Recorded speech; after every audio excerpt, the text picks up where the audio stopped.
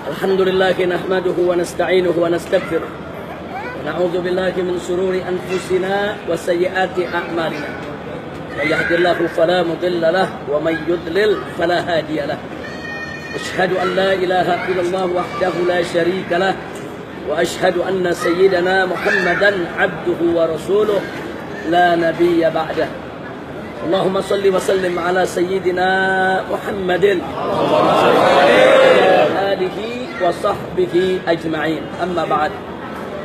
Kepada segenap ikhwan al-ahibba'i rahimakumullah, pada kesempatan malam hari ini satu kehormatan dan satu kebahagiaan tersendiri bagi saya dan kawan-kawan rombongan bisa bersilaturahim, bisa kumpul bersama dengan semua ikhwan yang ada di Mekah ini, baik yang sedang menuntut ilmu di Mekah maupun juga yang sedang berdakwah ataupun juga yang memang sedang bekerja atau mungkin tinggal di kota suci ini.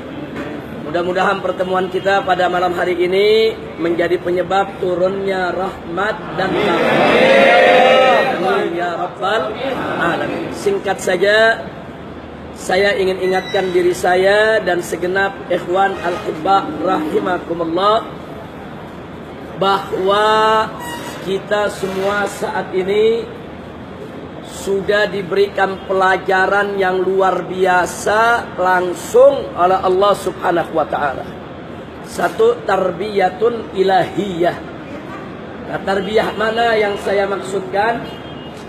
Selama berpuluh-puluh tahun, bahkan ratusan tahun, sejak zaman penjajahan Belanda di kita punya negeri, kita umat Islam sudah banyak diracuni oleh pemikiran-pemikiran yang sengaja dibangun oleh musuh-musuh Islam, di mana diantaranya mereka mengatakan gak mungkin umat Islam bisa bersatu di zaman sekarang ini karena terlalu banyak kelompok, terlalu banyak golongan, terlalu banyak jam'iyah, terlalu banyak organisasi, terlalu banyak majelis, terlalu banyak partai. Nah, jadi akhirnya umat Islam ini diracuni sampai banyak umat Islam itu meyakini daripada ungkapan-ungkapan semacam itu membuat mereka menjadi putus asa daripada persatuan. Ya terus terang, kadang-kadang jangankan orang awam, kadang-kadang dari kalangan habaib, ulama, para kiai pun bertanya-tanya, apa iya umat Islam ini bisa bersatu? Bagaimana caranya? Berbagai macam upaya sudah dilakukan, tapi lagi-lagi yang kita lihat perpecahan. Tapi alhamdulillah, dengan izin Allah Subhanahu wa taala, setelah adanya gerakan-gerakan aksi bela Islam yang dipelopori oleh para habaib, para ulama, para tokoh dari berbagai macam ormas Islam. Artinya mereka tidak lagi mempedulikan perbedaan-perbedaan yang ada di antara mereka. Itu membuahkan pelajaran yang luar biasa. Sampai puncaknya digelar aksi 212, yaitu pada tanggal 2 Desember, tanggal 2 bulan Desember. Nah, kenapa saya katakan ini puncak merupakan tarbiyah ilahiyah? Dengan adanya aksi 212 yang digelar oleh umat Islam, maka tesis yang mengatakan umat Islam tidak mungkin bersatu gugur dengan sendirinya. Jadi Allah langsung membuktikan kepada kita semua, siapa bilang umat Islam gak bisa bersatu? Siapa bilang umat Islam gak bisa bahu-membahu? Siapa bilang umat Islam gak bisa bagi tugas di antara mereka? Siapa bilang umat Islam tidak mampu untuk membangun kebersamaan? Jadi apa yang terjadi pada saat aksi 212 itu merupakan tarbiyatun ilahiyah. Itu merupakan satu pendidikan yang datang langsung dari Allah untuk umat Islam. Kita diberitahukan oleh Allah bahwa umat Islam bisa bersatu dan bisa bersaudara. Omong kosong kita tidak bisa bersatu dan tidak bisa bersaudara. Kemudian yang ingin saya ingatkan lagi, bahwa Allah sudah dari jauh-jauh hari sejak Al-Quran diturunkan mengamanatkan kepada kita. Faqala ta'ala wa'tasimu bihablillahi jami'a wala tafarraqu. Jadi artinya ada dua amanat di sini. Pertama, al-i'tisam bihablillah. berpegang teguh kepada agama Allah, dari Allah, hukum Allah, ketetapan Allah. Maka wajib kita bersatu dalam menegakkan hukum Allah. Kita wajib bersatu dalam iman, bersatu dalam Islam, bersatu dalam ihsan, bersatu dalam i'la kalimatillahi subhanahu wa ta'ala. Dan yang kedua, adamut tafarruq, tidak boleh kita bercerai-berai. Tidak boleh kita berpecah belah. Nah, kemudian kalau ada muncul pertanyaan, saudara, apa sih pentingnya, apa sih urgensi daripada persatuan? Yang perlu kita garis bawahi, persatuan kita, persaudaraan kita bukan hanya sumber kekuatan, tapi yang lebih penting lagi adalah sumber daripada penyebab datangnya pertolongan Allah.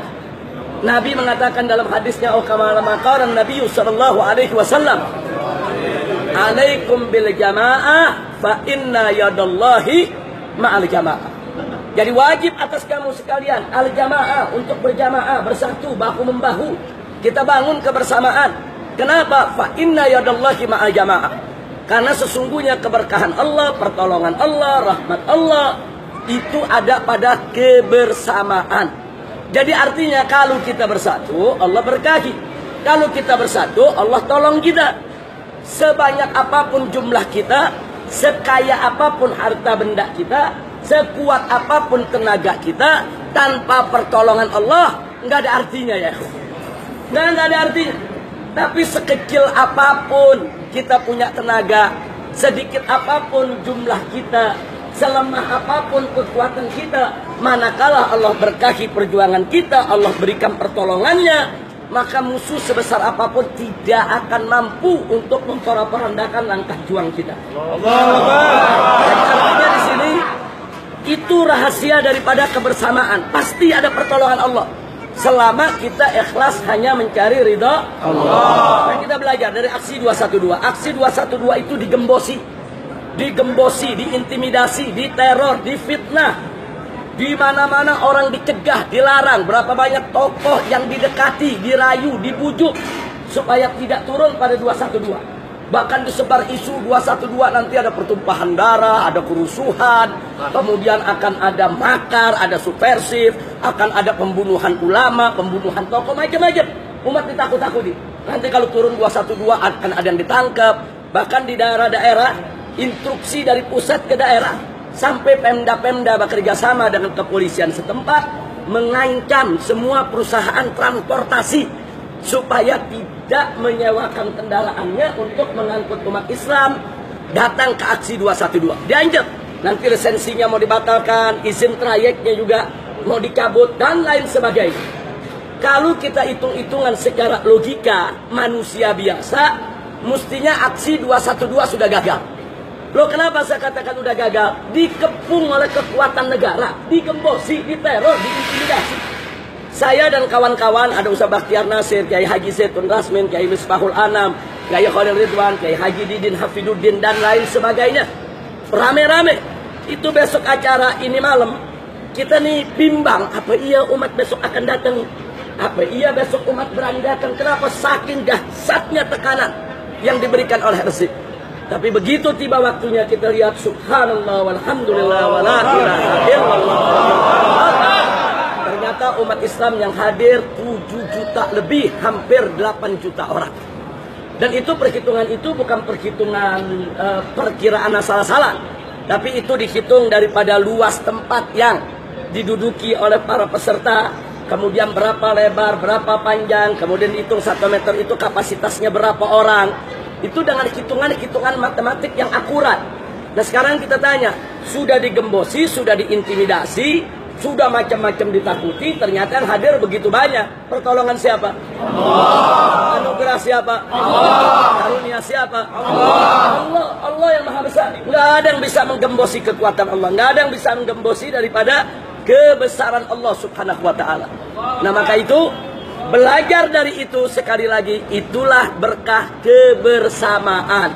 Kalau kita bersaudara, kita bersama, kita tanggalkan pakaian perpecahan di antara kita, kita bersatu sesama kita, keberkahan akan datang, pertolongan Allah pasti akan kita dapatkan. Alhamdulillahirabbil alamin. Nah, nggak sampai di situ.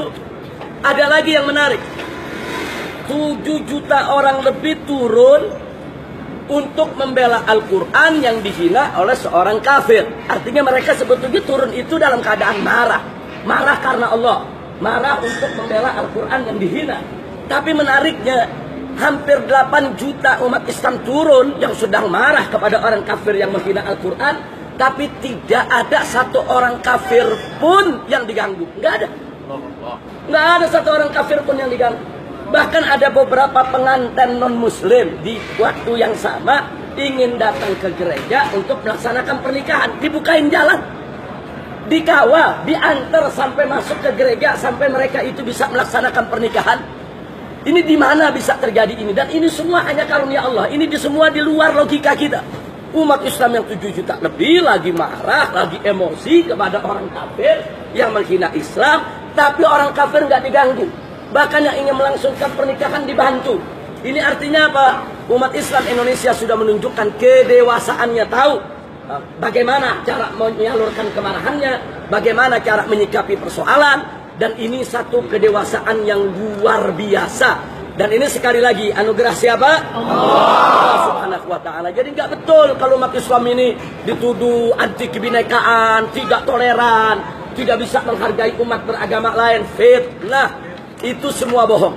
Jadi umat Islam turun pada saat aksi 212 bukan karena mereka anti NKRI, anti Pancasila, anti Bhinneka Tunggal Ika, anti UUD 45. Itu semua fitnah. Mereka anti penistaan. Mereka anti ketidakadilan. Mereka turun untuk menegakkan hukum, menegakkan keadilan, dan keadilan ini harus ditegakkan kepada siapapun tanpa pandang bulu. Nah, ini sekali lagi yang kita ingin ingatkan kepada semua pihak, jangan lagi menyebarluaskan isu fitnah bahwa aksi tersebut penuh dengan makar dan seterusnya. Dan kita sudah sampaikan langsung baik kepada Bapak Presiden, Menko Polhukam, para menteri-menterinya, para pejabat negara, kita sampaikan ke DPR RI, pimpinan DPR, pimpinan MPR, bahwa aksi 212 murni merupakan aksi umat Islam, bukan aksi partai politik, bukan. Oh, ada yang menuduh ini dibiayai oleh Demokrat, ini dibiayai oleh Gerindra, ini dibiayai oleh PKS. Fitnah. Jadi sekali lagi aksi itu bukan aksi partai politik, tapi aksi itu betul-betul aksi bela Islam, murni. Tidak ada satupun kekuatan partai politik yang berhasil untuk menunggangi yaitu daripada gerakan tersebut. Dan satu hal lagi yang kita tunjukkan, kita buktikan, bahwa gerakan kita bukan sekedar gerakan politik. Kalau gerakan kita gerakan partai politik, maka calon gubernur muslim menang, selesai kita. Tapi gerakan kita bukan hanya untuk itu. Dari mulai aksi bela Islam itu digelar, kita punya target jangka pendek, target jangka menengah, target jangka panjang. Target jangka pendeknya, satu, kalahkan penista agama di medsos. Itu udah merupakan tekad kita dari beberapa bulan yang lalu. Dan alhamdulillah dalam dunia medsos ini terbangun satu kekuatan. Tanpa kita duga-duga, tanpa kita rencanakan, terbangun dengan sendirinya dengan pertolongan Allah, yaitu Laskar Cyber Muslim. Luar biasa. Jadi kalau ada akun-akun yang mencoba menyerang Islam, itu jutaan netizen langsung nyerang akun tersebut, ya. Bahkan kalau ada yang coba-coba ngancem ulama, ngancem kiai, ngancem seperti yang terjadi, itu langsung terdeteksi dan langsung dibully habis-habisan oleh para netizen. Nah, ini kekuatan tidak mungkin kita bangun, saudara, dengan rencana kita tanpa kita punya modal. Nah, kalau kita nggak punya modal, kita nggak punya kantornya, kita nggak rencanakan, tahu-tahu terbangun. Anugerah siapa? Allah. Anugerah Allah, ya. Nah, itu yang pertama. Yang kedua, saudara, tekad kita sejak semula adalah kalahkan penistaan agama dalam pilkada. Dan alhamdulillah Allah berikan menang. Perlu saya sampaikan di sini, beberapa hari sebelum pilkada, ada beberapa pimpinan partai politik, ada beberapa politisi senior, tokoh nasional, datang menemui saya, kita diskusi, kita musyawarah. Mereka menyampaikan, maaf, boleh saya katakan sebagai keputusasaan mereka. Mereka hampir putus asa. Mereka bilang, Habib, kita nggak mungkin menang. Terus saya tanya, kenapa nggak mungkin menang? Bagaimana kita mau menang? Ini perangkat negara menjadi tim sukses daripada calon gubernur yang non-muslim. Nggak main-main, perangkat negara yang menjadi tim sukses. Udah gitu mereka ditopang oleh dana triliunan oleh para konglomerat dari kalangan mereka. Nah sementara kita nggak miliki kekuatan itu. Mereka punya kekuatan hukum, kekuatan aparat, kemudian kekuatan birokrat, kekuatan sistem, kekuatan struktur, dan kekuatan finansial. Bahkan maaf, ada salah seorang pimpinan partai yang mengatakan sesama politisi dalam diskusi mereka, sudahlah, kita ini sama-sama ahli politik, kita sama-sama mimpin partai politik, kenapa sih kita menghayal menang? Kita udah kalah. Lawan kita itu pasti akan menang. Nah, makanya dia katakan, makanya saya lebih suka netral, lebih suka non-blok daripada terlibat. Karena kalau musuh udah pasti menang, mau ngapain kita memperjuangkan yang nggak menang? Sampai seperti itu ada yang putus asa, yaitu dengan upaya memenangkan daripada calon gubernur Muslim. Tapi saya ingatkan kepada mereka, ingat, ya, mereka memang di atas kita dalam segala hal. Dari segi finansial, dari segi perangkat, dari segi sistem dan lain sebagainya. Tapi jangan lupa, kalau kita tahu musuh kita itu kuat, musuh kita itu besar, musuh kita itu dahsyat, jangan putus asa. Mestinya itu menjadi cambuk buat kita untuk lebih semangat. Bagaimana kita lebih menyatukan umat untuk mengalahkan mereka. Nah maka inilah sebabnya kita buka rahasianya, karena ini udah berlalu. Kita buka rahasianya, kenapa kita menggelar Tamasya Al-Maidah 51, saudara. Loh, mereka takut kenapa? Sekarang kalau mereka curang di komputer, kita nggak bisa apa-apa. Kalau mereka curang di hitungan suara, di KPU atau KPUD, kita nggak bisa apa-apa. Kita nggak bisa masuk ke dalam sistem itu. Nah, kalau kita nggak bisa untuk mencegah kecurangan di sistem tersebut, maka cegah di tingkat pertama, yaitu di tingkat TPS. Silakan mereka curang di komputer, silakan mereka curang di KPU, silakan mereka curang dalam perhitungan manual ataupun perhitungan digital. Tapi kalau TPS kita kuasai, potong itu kemungkinan kecurangan, saudara, maka data yang kita punya dari TPS itu bisa kita gunakan untuk membongkar kecurangan mereka. Itu tujuan Tamasya Al-Maidah 51. Setiap TPS kita jaga dengan laskar, dengan jawara, dengan aktivis-aktivis Islam dari berbagai daerah, bukan dari Jakarta aja. Yang dari Maduranya, dari Sumateranya, dari Jambinya, dari Kalimantannya, rame-rame turun. Nah itu membuat mereka takut berbuat curang.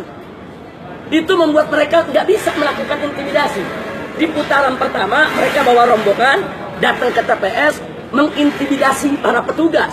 Tapi di putaran kedua mereka nggak bisa lakukan itu. Kenapa? Setiap TPS dijaga oleh umat Islam dan ternyata berhasil.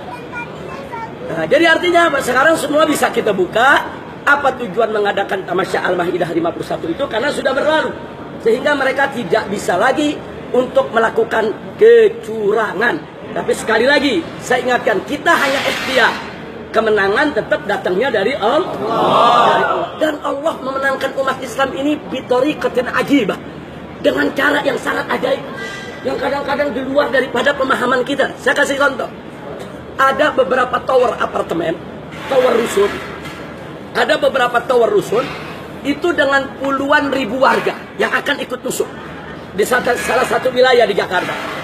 Itu sekian tower rusun tadi yang isinya puluhan ribu warga itu sudah dibayar.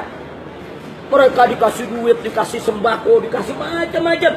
Saudara, orang-orang tua di situ banyak lansia, semua diberikan untuk apa? Untuk kemenangan pasangan calon nomor 2. Dan mereka diamanatkan, ini hadiah kita berikan, Anda harus pilih calon nomor 2. Tapi begitu perhitungan, ternyata calon nomor 3 menang mutlak di situ.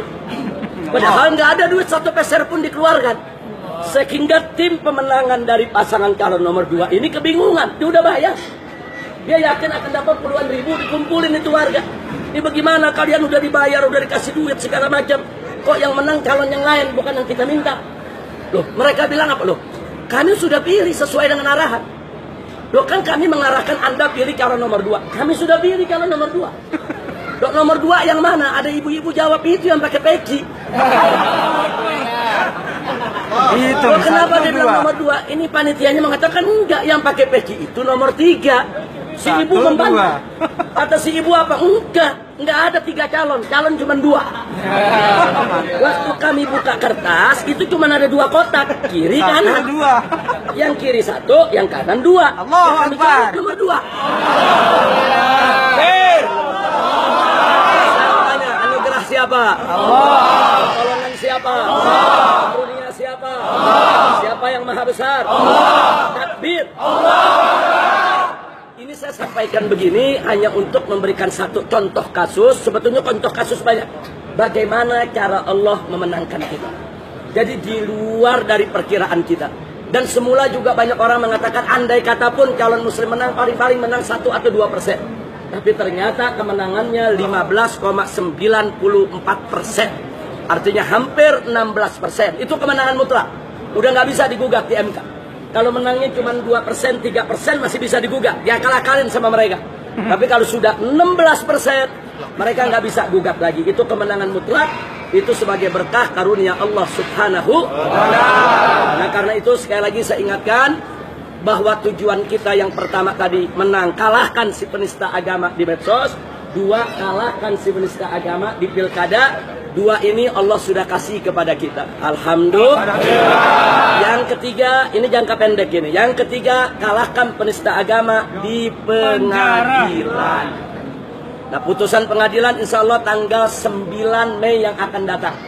Karena itu dari GNPF MUI sudah mengeluarkan pengumuman hari Jumat besok tanggal 5 Mei kita undang umat Islam dari seluruh Indonesia untuk turun di Jakarta, sholat Jumat di Istiqlal, long march ke Mahkamah Agung. Kenapa? Karena manakala eksekutif dan legislatif sudah tidak netral lagi, tidak independen lagi, maka dalam penegakan hukum saat ini harapan kita adanya di yudikatif. Nah, yudikatif ini harus kita jaga. Jangan sampai diintervensi. Nah, Jumat kemarin sudah kita datangi Pengadilan Negeri Jakarta Utara. Mereka janji untuk tidak diintervensi. Tapi besok kita perlu datang ke Mahkamah Agung untuk memberikan perlindungan kepada hakim-hakim yang ada di bawahnya, khususnya majelis hakim. Jangan diintervensi oleh siapapun.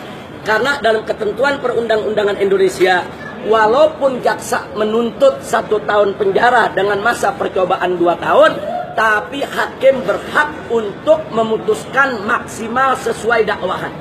Jadi hakim tidak diikat untuk nuntut sesuai dengan tuntutan. Enggak, vonis enggak mesti sesuai tuntutan. Vonis bisa lebih daripada tuntutan. Nah, itu yang kita berharap bisa kita lakukan nanti. Maka itu doakan agar aksi 5 Mei yang akan datang ini berkah, lancar, berhasil. Amin. Semoga tanggal 9 Mei nanti vonisnya kita bisa maksimal agar penista agama dipenjara. Amin. Ya Rabbal Alamin. Itulah target jangka pendek kita. Target jangka menengah ini pelajaran buat kita semua. Semua umat Islam se-Indonesia. Nanti tahun 2019 manakala ada pemilihan presiden, pemilihan legislatif, tolong jangan pilih siapapun yang tidak pro syariat Islam. Jangan pilih siapapun yang tidak pro syariat Islam. Presiden yang dekat ulama, dekat kiai, dekat pesantren, pro syariat Islam. Calon anggota dewan juga yang kita pilih harus yang pro syariat Islam. Maka itu saya sedih. Saya kasih contoh di Bogor umpamanya. Itu anggota DPR RI yang mewakili Bogor itu orang non-muslim. Kok bisa-bisanya non-muslim menang di wilayah pemilihan muslim? Padahal Bogor itu kota kiai, kota santri, kota pesantren. Nah, ini sudah kita ingatkan kepada orang Bogor. Yang akan datang, nggak ada lagi orang Islam boleh milih orang-orang kafir. Baik untuk presiden maupun wakil presiden maupun untuk gubernur atau wakil gubernur atau bupati atau wali kota atau anggota DPR RI atau anggota DPRD. Nggak boleh. Muslim hanya boleh pilih muslim. Dan bukan sembarang muslim yang kita pilih. Muslim yang soleh, yang taat, yang beriman, yang takwa, yang punya komitmen dengan penerapan syariat. Nah, kalau ini kita lakukan, jadi nggak mesti nunggu 20 tahun, nggak mesti nunggu 30 tahun, enggak. 2019 kalau kita bisa rebut secara konstitusional, maka tahun 2020 syariat Islam sudah bisa jalan di Indonesia. Karena ingat, sistem perundang-undangan di Indonesia yang buat adalah DPR RI. Kalau kursi umat Islam yang pro syariat 60% atau kita katakan bisa 2/3 apalagi, maka kalau ada hukum potong tangan pencuri umpamanya diusulkan, didiskusikan, berdebat, deadlock, maka akan ada taswid, akan ada voting.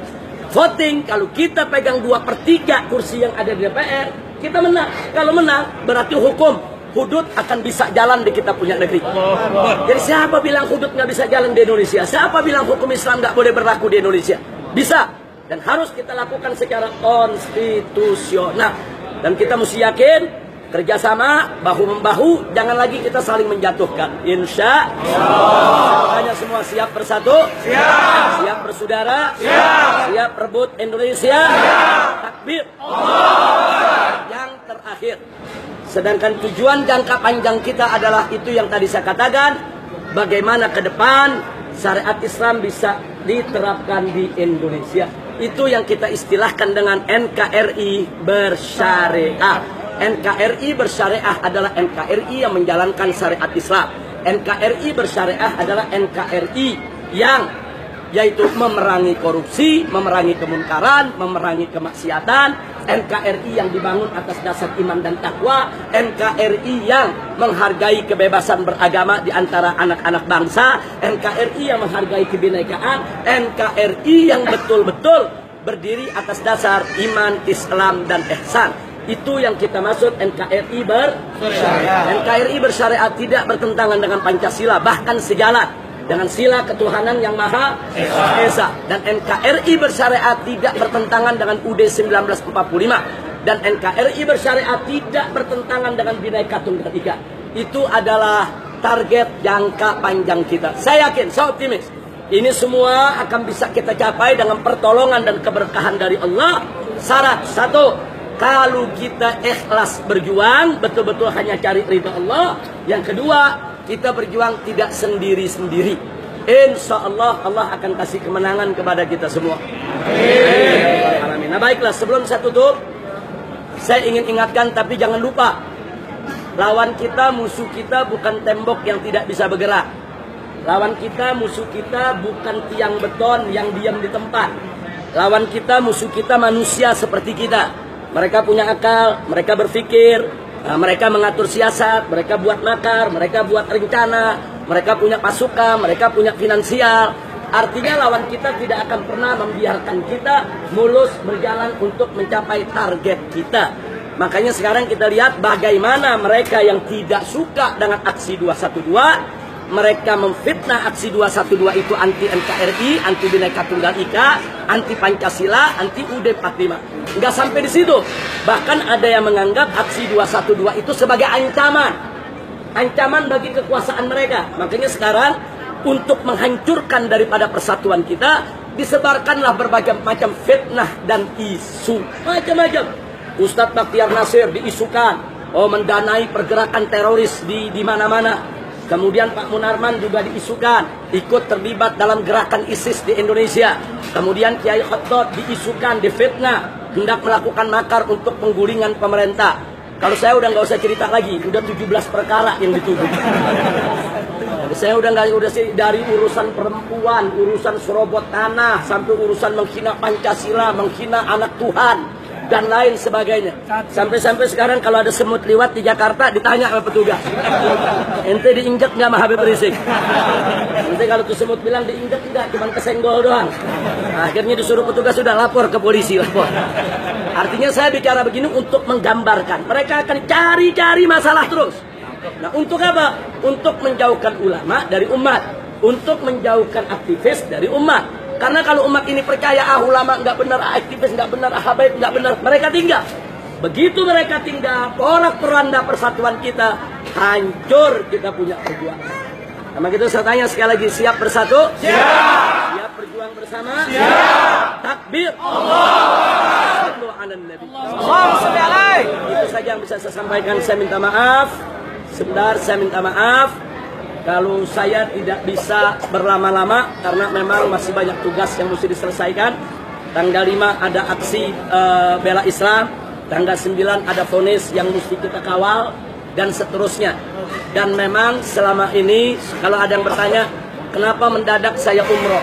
Kenapa mendadak saya umroh? Perlu diketahui, ini sudah berulang kali kalau ada satu gerakan, saya selalu dipanggil. Dipanggil ke Mabes, dipanggil ke Polda, dipanggil oleh Kapolri, dan seterusnya, dan seterusnya. Jadi waktu mau aksi tanggal 28 kemarin, kita dipanggil polisi. Tujuannya singkat, kita mau dipres, kita mau ditekan, supaya aksinya batal. supaya aksinya gagal. Begitu juga yang tanggal 5 besok. Kalau saya ada di tempat, mereka akan incar, mereka akan panggil, mereka akan macam-macam mereka lakukan supaya aksi ini gagal. Bagi saya tidak ada masalah, saya mau ditangkap, saya mau dibunuh, tidak ada masalah. Cuman yang jadi persoalan, ini kita perjuangan bukan perjuangan sendiri, tapi perjuangan tim, perjuangan rame-rame. Bukan perjuangan saya sendiri. Lalu saya dipegang, saya dipres, saya disandera. Saya khawatir nanti teman-teman yang sedang bergerak jadi lemah. Akhirnya mereka mengalah, membatalkan daripada aksi yang sudah diumumkan ke umat. Itu yang saya nggak mau. Jadi saya nggak mau itu terjadi. Pokoknya aksi jalan terus. Tidak ada urusan saya disandera, saya mau diperiksa, mau ditangkap, nggak ada urusan. Yang sudah kita buat aksi, jalankan itu aksi.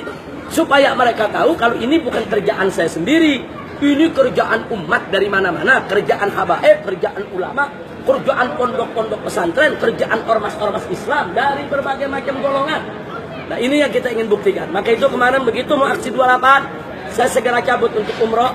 Sengaja supaya tidak ada yang bisa mereka sandera. Sehingga teman-teman kemarin alhamdulillah turun dengan tertib, bagus, ratusan ribu yang turun. Dan insya Allah besok tanggal 5 akan lebih banyak lagi yang turun untuk menegakkan keadilan.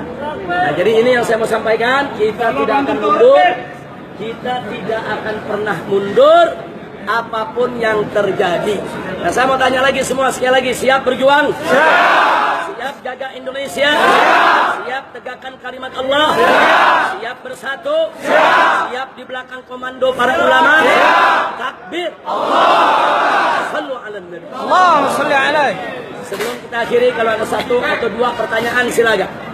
Silakan Ustaz. Assalamualaikum warahmatullahi wabarakatuh. Waalaikumsalam. Apa benar Habib kemarin ini ada sniper yang mengincar? Ya, pertanyaan bagus. Saudara, sebetulnya peristiwa itu bukan kemarin. Peristiwa itu sudah lama. Sekitar sebulan yang lalu ada penembakan tersebut. Sengaja saya rahasiakan. Sengaja saya diamkan. Lo kenapa nggak lapor polisi? Bagaimana mau lapor? 3 posko FPI di bom molotov. Sampai sekarang pelakunya nggak pernah diperiksa, nggak pernah ditangkap. Kemudian saya gelar tablik akbar, ada bom mobil yang diledakkan. Dan 2 mobil lagi bomnya tidak meledak, saudara. Dan nggak diproses sampai sekarang. Kemudian ada Novel Baswedan, mukanya disirami dengan air keras. Pelakunya sudah ketahuan kok. Kita sudah deteksi, pelakunya ketahuan. Yaitu pelakunya seorang pengusaha keturunan, saudara, yang punya usaha dalam kemasan kelautan dan memakai 2 preman dari timur untuk menyirami daripada yaitu Novel Baswedan dengan air keras. Nah sekarang orangnya udah ada, identitas ada, nggak diproses. Jadi mau ngapain repot-repot saya laporin soal penembakan, saudara? Jadi jangan mimpi kita laporkan ke mereka, mereka akan proses. Nah maka itu saya tidak pernah permasalahkan itu. Tapi begitu kemarin saya berangkat, akhirnya ada orang-orang di sekitar kita yang membocorkan peristiwa tersebut. Jadi saya berangkat bukan karena penembakan tersebut. Penembakan tersebut sudah terjadi sebulan yang lalu, bukan baru kemarin. Tapi saya berangkat karena saya tidak mau disandera untuk membatalkan aksi 28 atau aksi tanggal 5 Mei besok. Aksi 28, aksi 5 Mei itu sesuai menurut undang-undang, tidak melanggar undang-undang. Dan nggak boleh ada menghalangi. Dalam undang-undang Indonesia, siapa yang menghalangi seseorang menyampaikan pendapatnya di muka umum sesuai peraturan, maka orang tersebut bisa dipenjara sebanyak 1 tahun. Jadi kalau polisi menghalangi umat Islam melakukan unjuk rasa damai, polisi bisa kena pidana 1 tahun penjara ya kawan. Nah, karena itu mereka nggak bisa maksa. Cara mereka menyandera kita, diisukan dengan macam-macam isu, ditakut-takuti dengan perkara, diperiksa supaya teman-teman ngebatali daripada acara tersebut. Sama dengan aksi 313. Kiai Khotot sebagai panglima besok digelar aksi, malam ini ditangkap. Tujuannya apa? Supaya aksi batal. Nah, tapi saat itu kita ambil alih, nggak bisa. Kiai Khotot ditangkap, itu bagian resiko perjuangan. Kita akan terus berjuang agar beliau ini segera dibebaskan. Tapi aksi 313 tetap harus digelar oleh umat Islam. Jadi jangan gara-gara 1-2 kiai ditangkap aksi batal. Enggak. Hatta saya ini ditangkap, dipenjara, dibunuh lagi ya kawan.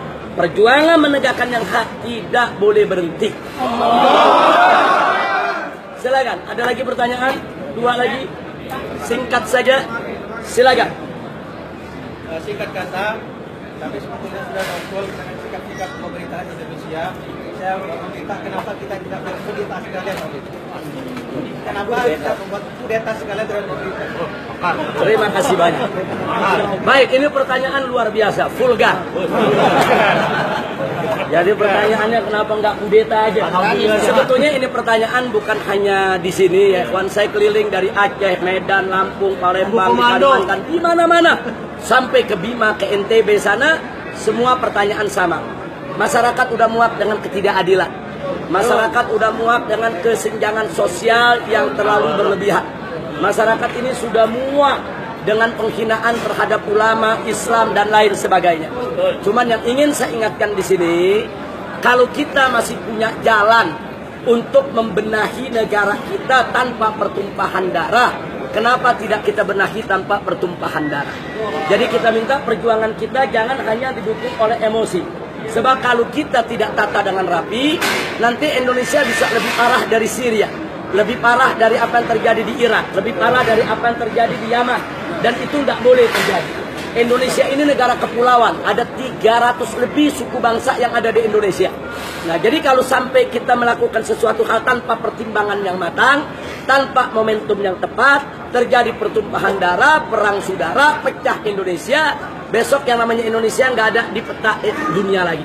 Dan itu kita nggak mau. Jadi sekali lagi, bicara tentang revolusi, kudeta, dan lain sebagainya, jadikan itu sebagai jalan yang paling akhir. Kalau sudah tidak ada jalan yang lainnya.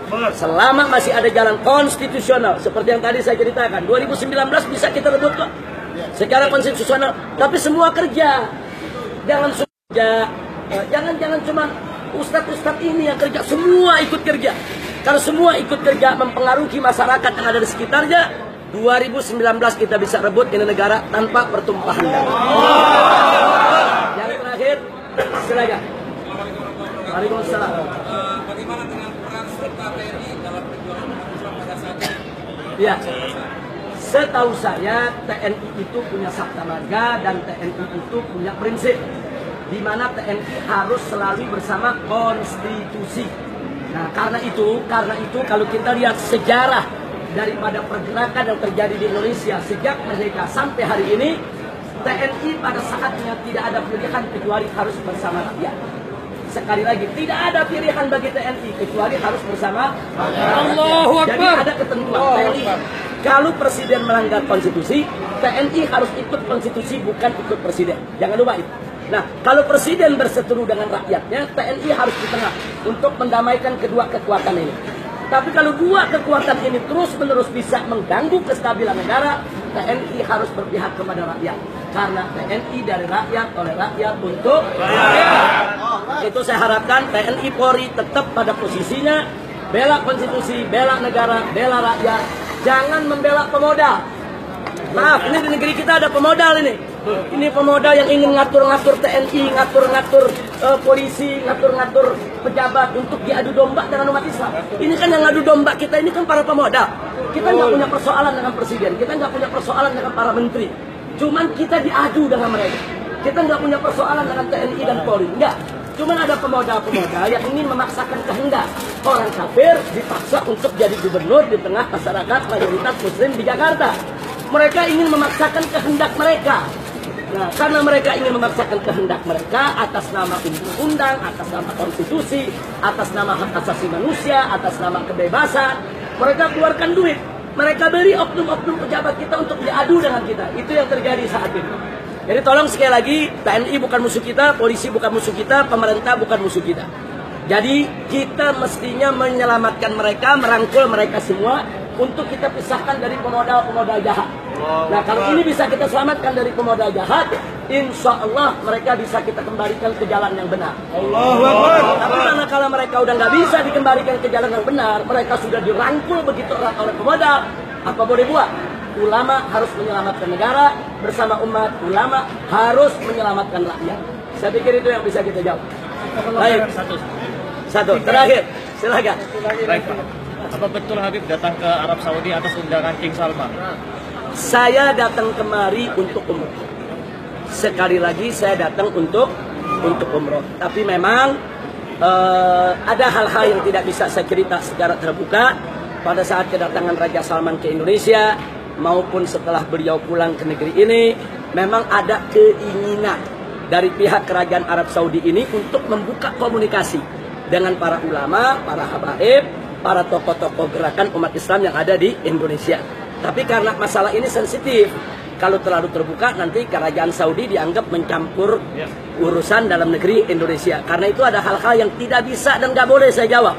Nah, tapi keinginan kerajaan Saudi ini ingin membantu umat Islam, ingin membantu Indonesia, ingin membantu rakyat Indonesia, ingin menyelamatkan Indonesia dari ikutan utang dan riba yang selama ini dimainkan oleh negara-negara kapitalis, itu memang ada.